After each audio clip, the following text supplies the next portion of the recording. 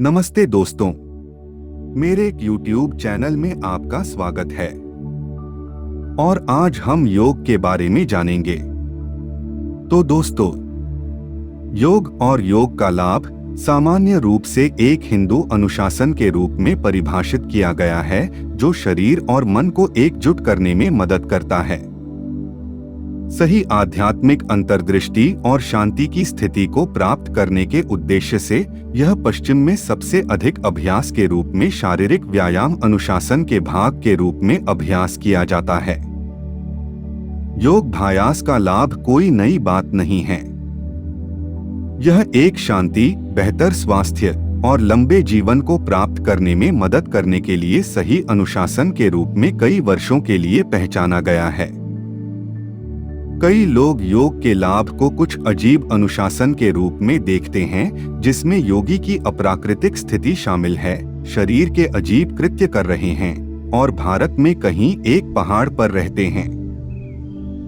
योग में रुचि रखने वाले किसी भी व्यक्ति ने शायद अपने जननांगों के साथ योगी के समर्थन महान वजन की छवियों को भी देखा है। इस आधुनिक युग में योग के लाभ के बारे में बहुत कुछ सीखा गया है। योग चिकित्सकों कला के अपने अभ्यास के माध्यम से अधिक गतिशीलता, लंबे जीवन और आंतरिक खुशी प्राप्त करते हैं। योग, जैसा कि हम आज जानते हैं कि इसका उद्देश्य मन, शरीर और आत्मा को एकजुट करना है। हिंदू अनुशासन का रहस्यवाद अब एक मिथक नहीं है और सीखने के लिए तैयार सभी द्वारा पहुंच योग्य है। योग अभ्यास को मोटे तौर पर 3 श्रेणियों में बांटा गया है। पहला योग आसन, दूसरा योग श्वास प्राणायाम और तीसरा ध्यान। ये श्रेणियां शारीरिक, मनोवैज्ञानिक और जैव रासायनिक प्रभावों को गले लगाती हैं। इसके अलावा चिकित्सकों जॉगिंग, एरोबिक व्यायाम और वजन प्रशिक्षण के पश्चिमी प्रथाओं के खिलाफ इन परिणामों की तुलना में हैं और परिणाम तुलनीय लगता है। आज पश्चिम में योग की सबसे लोकप्रिय शैली हठ योग है। यह एक व्यक्ति की शारीरिक भलाई पर ध्यान केंद्रित करने के लिए डिजाइन किया गया है और अभ्यास में विश्वासियों को शरीर को आत्मा का वाहन मानते हैं। आनंद योग हठ योग की शास्त्रीय शैली आसन और प्राणायाम का उपयोग करता है, अनुभाव जगाने के लिए और शरीर के भीतर सूक्ष्म ऊर्जा का नियंत्रण और 7 चक्रों की ऊर्जा पर केंद्रित है। अनुसारा योग को दिव्य इच्छा की धारा में कदम के रूप में परिभाषित किया गया है। आपके दिल का अनुसरण करना और दिव्य इच्छा की धारा के साथ आगे बढ़ना। यह नई शैली है जो जॉन दोस्त द्वारा विकसित किया गया था। योग की स्थिति है कि दिल से प्रवाह के रूप में परिभाषित किया गया है।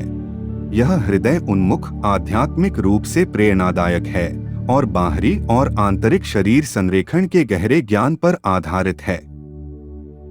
यह हठ योग और जैव रासायनिक प्रथाओं के सिद्धांतों पर आधारित है। इस विधि के छात्र रवैया, कार्रवाई और संरेखण पर अपने अभ्यास को आधार बनाते हैं। अष्टांग योग संभवतः एक गंभीर कसरत की तलाश में उन लोगों के लिए एकदम सही योग हो सकता है।